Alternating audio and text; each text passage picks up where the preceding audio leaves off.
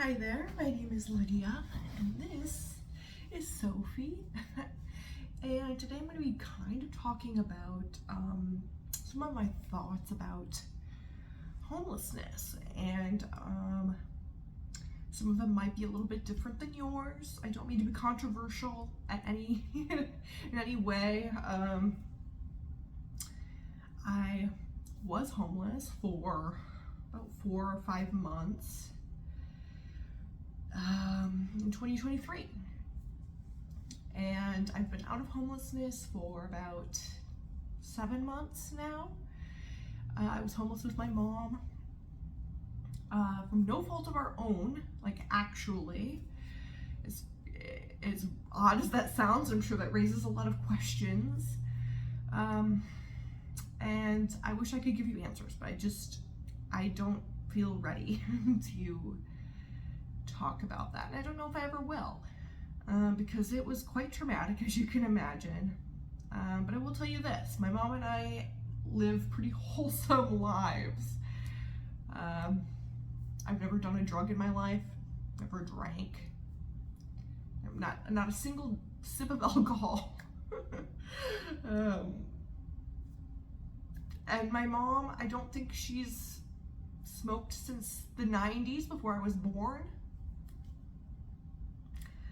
And I've never seen her drink before. So, I mean, she hasn't since I've been alive.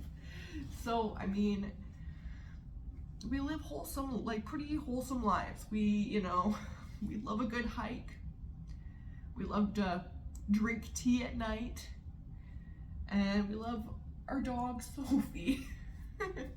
I'll say even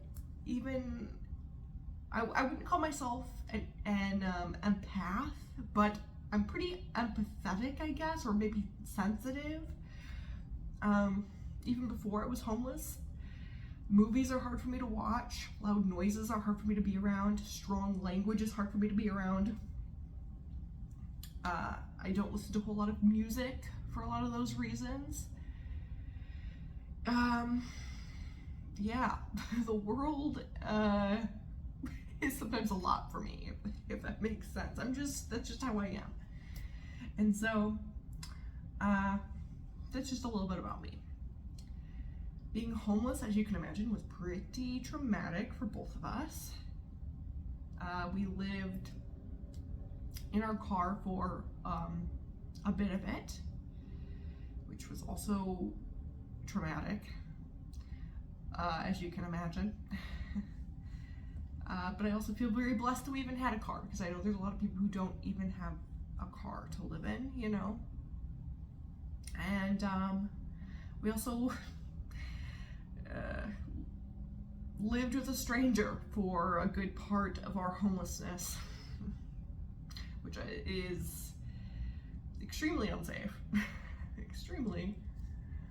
But I guess when you're homeless, you do some desperate things. You reach out in desperation to different places.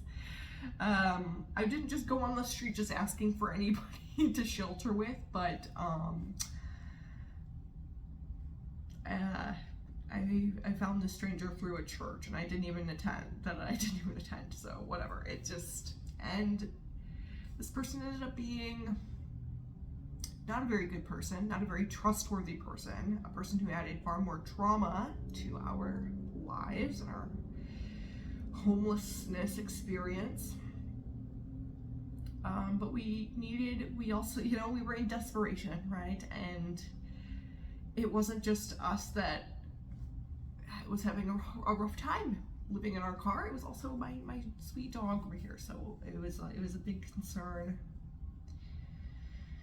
for us to take care of her and what was best for her. So that's just some of our story, although I don't know if I'm ready to share the rest of that, and I don't know if I ever will, or the details of it. I did, however, document, crazy enough, I documented my experience on TikTok while it was happening.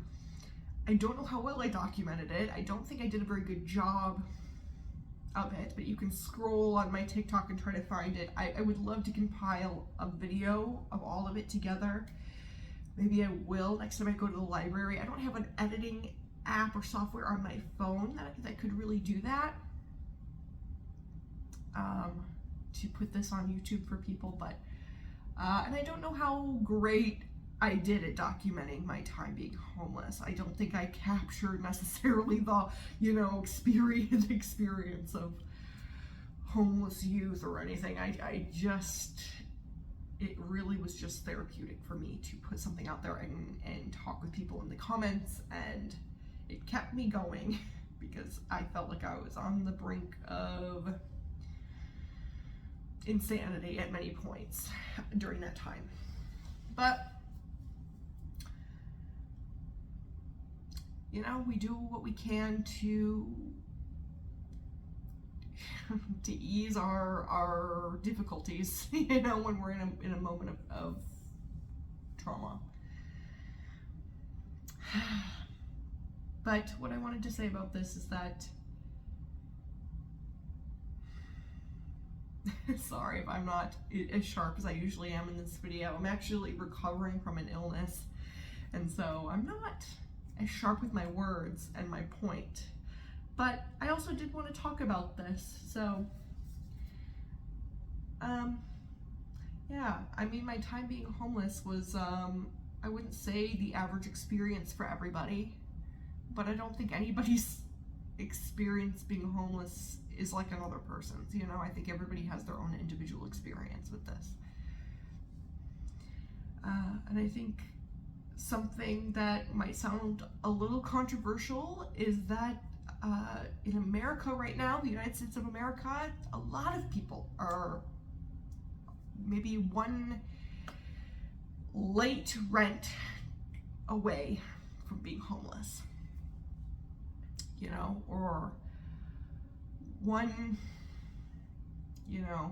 late bill away from selling things to prevent themselves from being homeless, or whatever it is. There is a housing crisis right now in the United States of America. And I don't think I think there's a great group of people in America right now that don't realize that at all. And, lucky for them, because I think it's a lot more people than we realize who are struggling financially right now. And I don't mean just,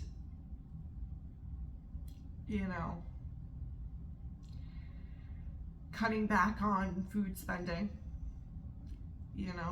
or shuffling a few bills around. I mean, like, it is dire every single week, every single month. I think there's a great group of people who just are so unaware that half of us are living that way. And the crazier part of that is that we are in, like I said, a housing crisis right now. While I was homeless with my mom, it was so extremely difficult to find a place to live, even though my mom had a job. And really all we needed was somebody to say, okay, we've got an apartment open for you. But it was every single apartment nearby, in towns nearby, and we were branching out. I mean, at this point we were like, well, what do we want to be, homeless, or do we want to move just somewhere else in the state, right? Somewhere else in the Upper Peninsula even. And everywhere was booked. Everywhere was booked for months and months and months. And so it's interesting. It's very interesting. And it's kind of funny because out of all of the apartments that we applied for at the very beginning, I mean, of course, at the very beginning we were applying to everywhere. It wasn't, we tried our hardest immediately. We weren't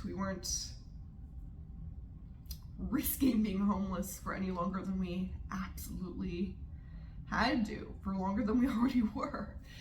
So I was applying for everywhere immediately, even before we were homeless.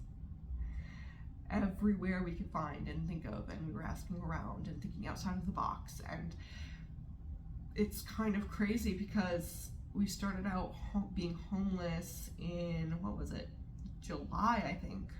No, August 1st of last year. And it's wild because so much time has passed and only one apartment has even contacted us back, besides the one we're living in, to say, oh, we have a place open.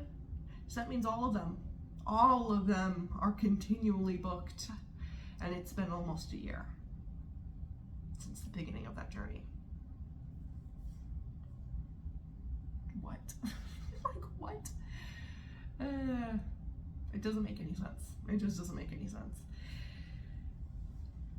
And I think, like a lot of people out here, it's like we were really, really hoping and shuffling things around in our life, hoping that it wouldn't lead to homelessness, but it did, and that's just a part of our story, and I don't need any judgments from that, or maybe you could have done this, maybe you could have done that. I don't want to get into it, because when you're in it, you try everything not to be homeless, right? I mean, that's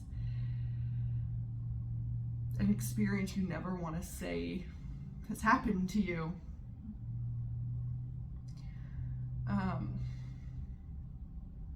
And so my thoughts on homelessness a little bit has changed.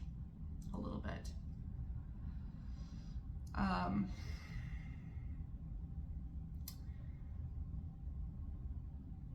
Well, first of all, I'm very compassionate. If you see the same person continually asking for money, it's like we really can't judge and say anything about that person and how hard they're working to find a place to live, especially in this housing crisis right now. It's like, people can try as hard as they'd like to. They can try as hard as they can, do everything in their power, and still end up with nothing. And I don't mean to say that to sound like grim and bad, because I think that our Father God helps everybody find a way if they so seek Him and pray. He'll give answers. He gives answers and miracles and blessings still to this day. I mean, if you don't believe me, you should definitely hear my story about how I got out of toxic mold, because that was a miracle of God. And He didn't just provide healing and getting out of toxic mold, but He provided everything that I had prayed for, even things that I thought were insane. So I know that He provides. I know that He provides even the most insane, impossible things. So I don't mean to say any of this to sound grim. I'm just saying we're in a time in our culture right now, in this generation, we are in this sort of silent depression. I've heard that term used, and I think it fits it perfectly. We're in a silent depression.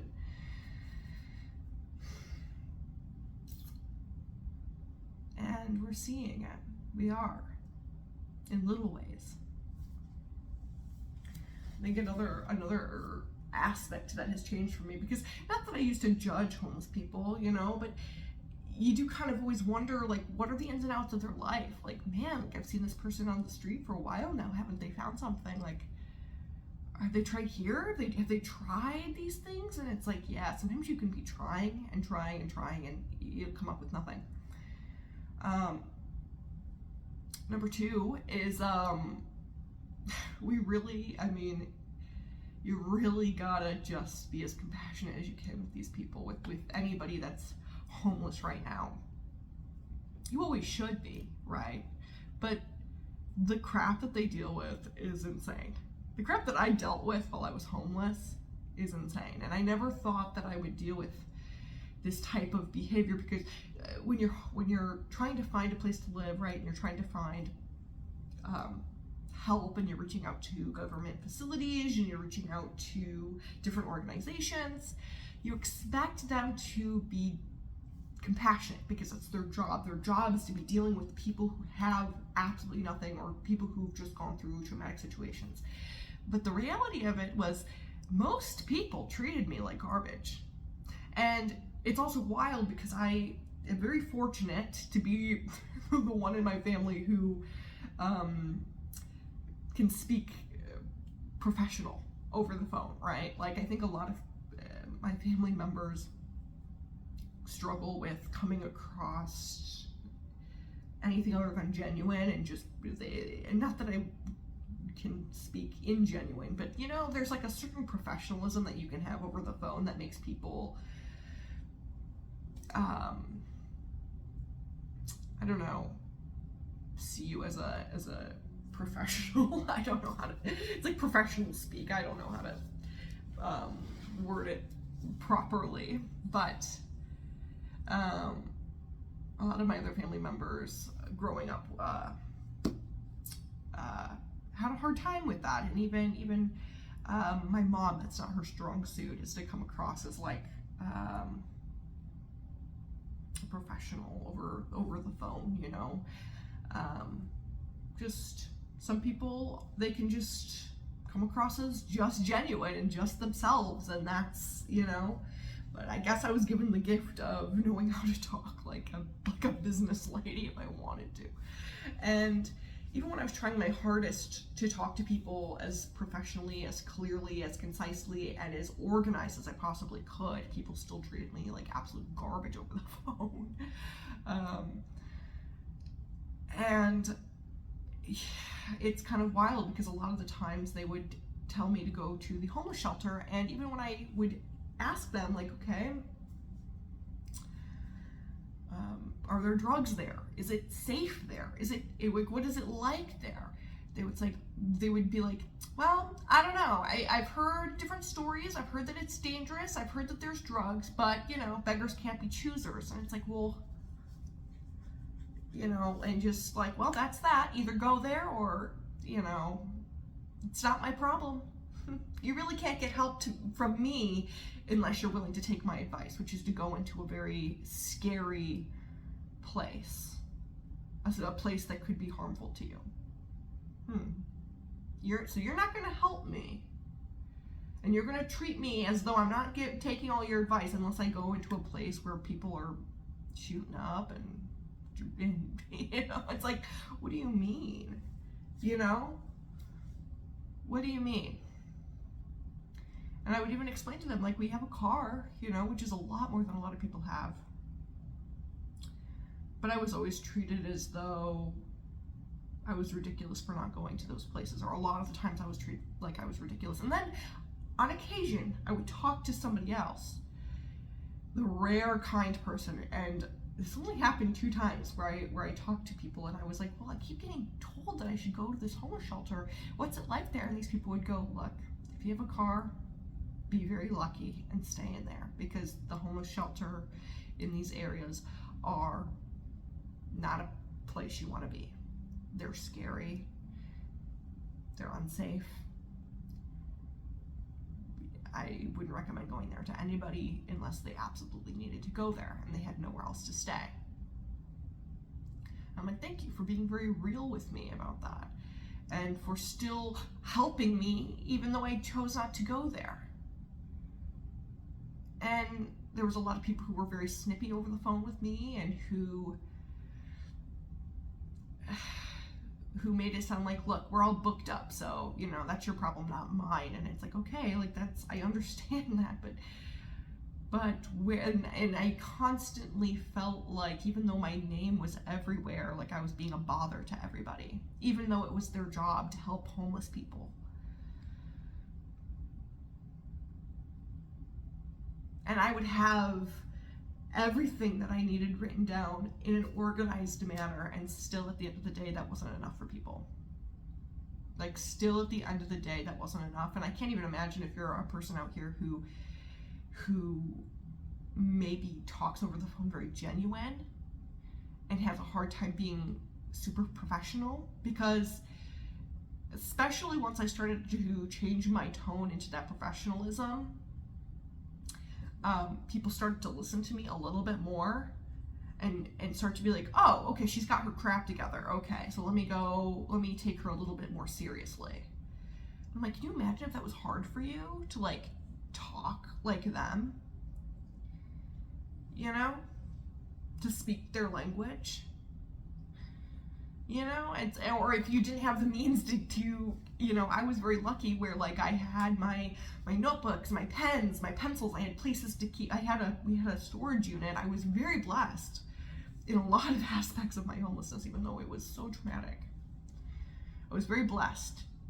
There's a lot of homeless people who don't have these notebooks and places to keep things and pencils and pens to like write down everything, and even a phone. I was so lucky to have a phone with notes and numbers and have everything written down. And I'm one of these people who is a type A type of a person, so I was very fortunate for that, even to be able to write these things down in an organized, concise manner and remember every single person's name, even though I've talked to a million people that day. Man, it was hard. It was hard for me, and I'm a type A organized type of a person. And still, even though I would come to them with every single bit of information that I had and that I needed to give them, that I was told that I needed to give them, they would give me the rat race and they would have me go here, go there, just to, you know, be treated like I was being tossed around like a football and forgotten. And I'm treated like I was garbage. And it was really rough. The occasional person would be very nice over the phone, and that really made my day. Like, okay, there was at least that one person that gave me some sense of humanity, because right when you use the word homeless, people start treating you a little differently. And they start having these assumptions. Even though they work with homeless people on a daily basis, they start having these assumptions about you. You know? I think it's because they live such maybe a privileged life where they can't even imagine what it would be like for them to be homeless with their daughter. You know? You know, another thing that I would hear was funny. Some people that I would talk to would point out things about homeless people, right? Like, oh, look at that guy. Yeah, that guy's asking for money. He's on the street. He's homeless. Well, what about him? He has a nice bike. So, is he really in that difficult of a position? And it was so hard to hear that during the time, but of course I was stunned by the traumatic situation that I was in. But it didn't sit right with me, and I didn't know what to say to that, because I had nice things. Well, nice things to me. I already didn't have a ton of stuff, because I, before that, was sick with toxic mold and had to purge literally everything I owned. Everything I owned fit inside a closet, which made getting a storage unit quite simple. We could just put it all in there. But I was even privileged to have that, extremely privileged to have that. And if people would have known that I had a whole storage unit, maybe they wouldn't have wanted to help me. Even though truthfully, I was one bad phone call away from not being here. Even though I had already been through so much just a year before this with my journey from healing from toxic mold. I felt like I was going insane. I felt maybe the lowest that I think a lot of people will ever experience in their life. And yet, somebody could look at maybe one good thing that I have and go, well, it's not so bad for you. You've got a car. well, at least you have this. At least you have that.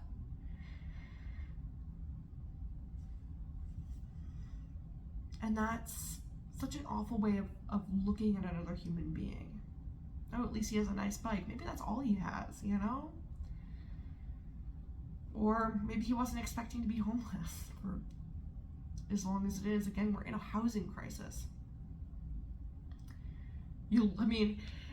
It's crazy because I think maybe a lot of people don't think about truly what it would be like to not have anything, to truly lose your home, even though for so long you've had a home and you've had all of this stuff.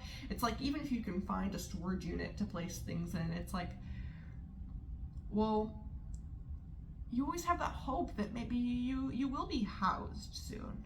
Throughout the entire thing, every day I was on the edge of my seat. Maybe today will be the day. Maybe today will be the day. Maybe I'll get good news and today will be the day that I won't be homeless. And maybe that's not everybody's experience, or maybe that's not a lot of people's experience being homeless, but that was mine. Oops, ow. Cracked my knuckle. I don't know if you heard that. But that was my experience. I was on the edge of my seat, like, today, I'm gonna try to make it today. And if you have that hope in you,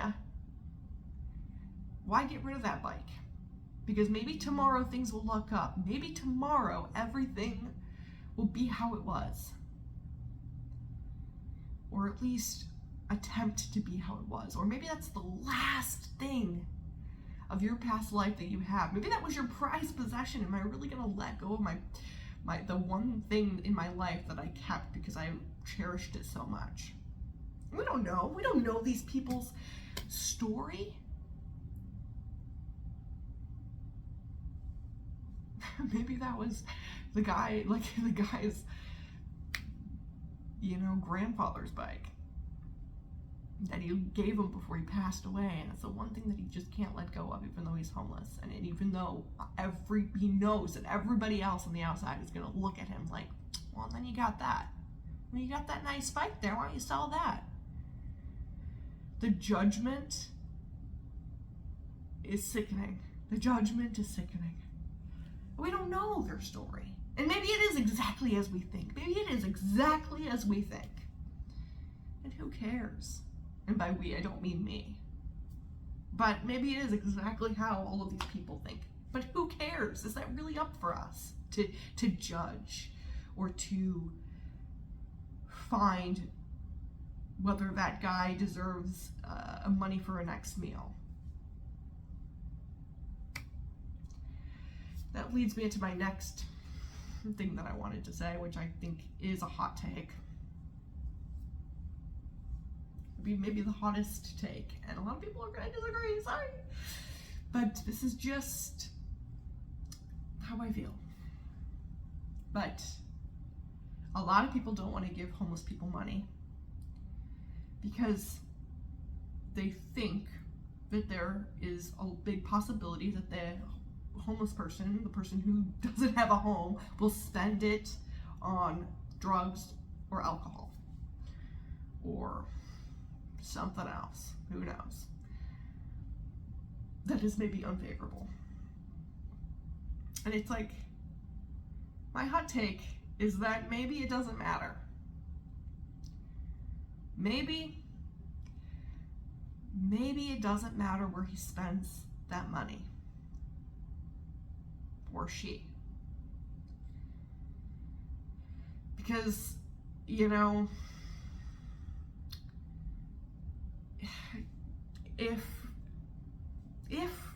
you give him that $5 and somehow he, collects enough money, whatever, to spend it on drugs, maybe, just maybe that was the last and the only thing that could keep him going and living for tomorrow.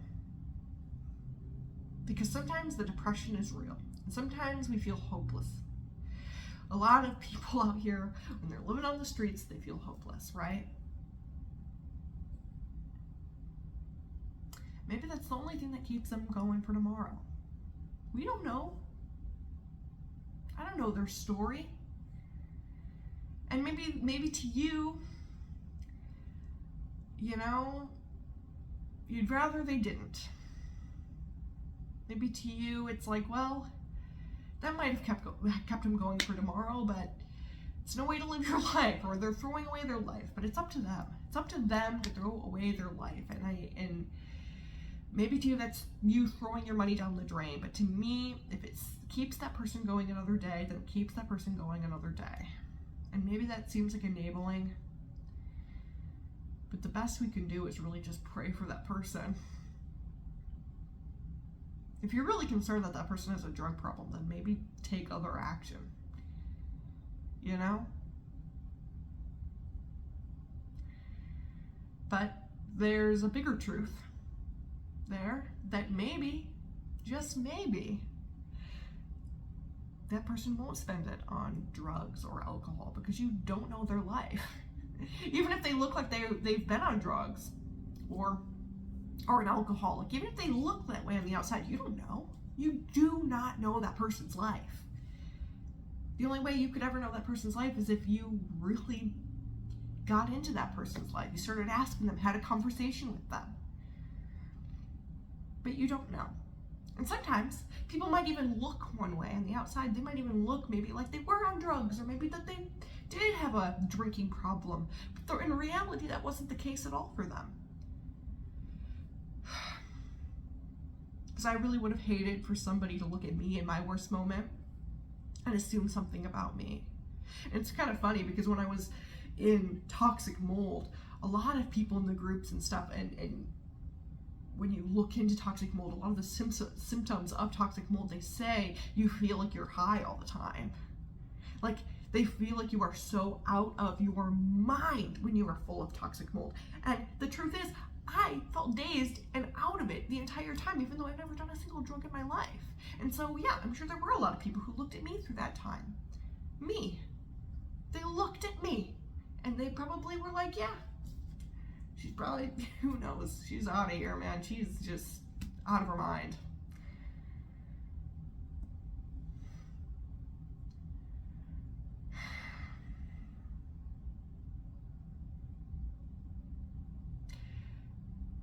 I don't know.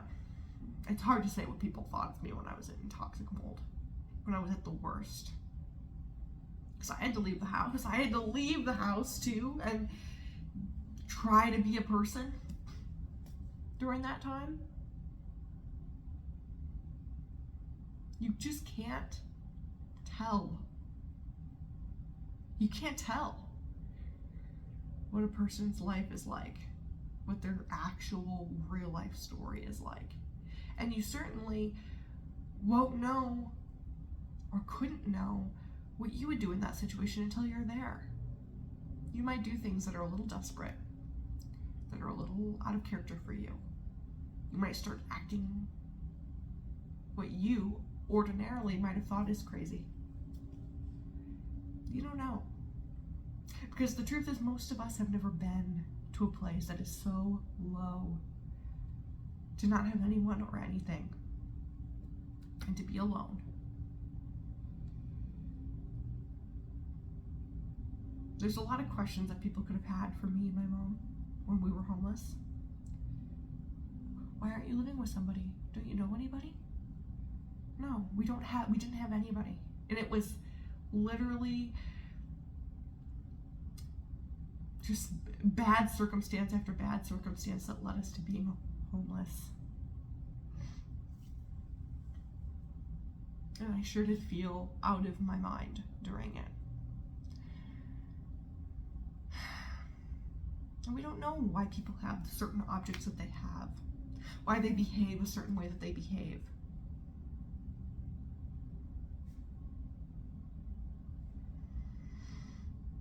There's also, I can't even imagine if I was a person who had worse mental health issues than I have. I have pretty bad mental health issues. But if I had other issues that caused me to behave differently out in public, or to not be able to cope as well as I did, what would people have thought? I don't know. But we can't judge. We cannot judge. And so when you do give away that $1, when you do give away that $20, okay?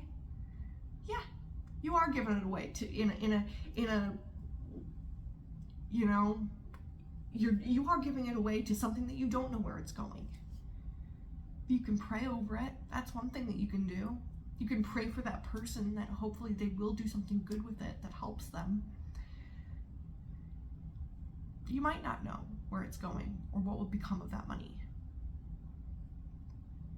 But there's a good chance it can help that person live another day. There's a very good chance that that money could help that person live another day. And at the very least, help that person emotionally cope with another day. Let me tell you, there were so many days where I was on the brink of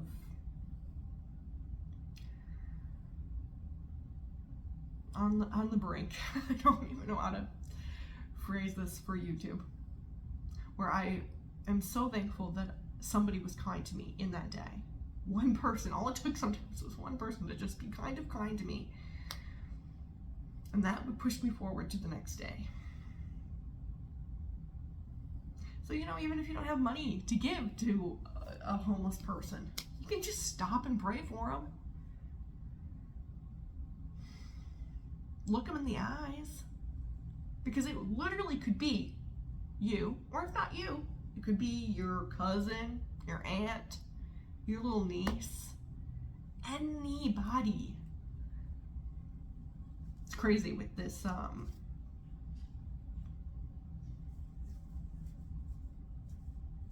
housing crisis that we're in. I've met a lot of people who have either been homeless or on the brink of homeless. A lot more people than you'd expect.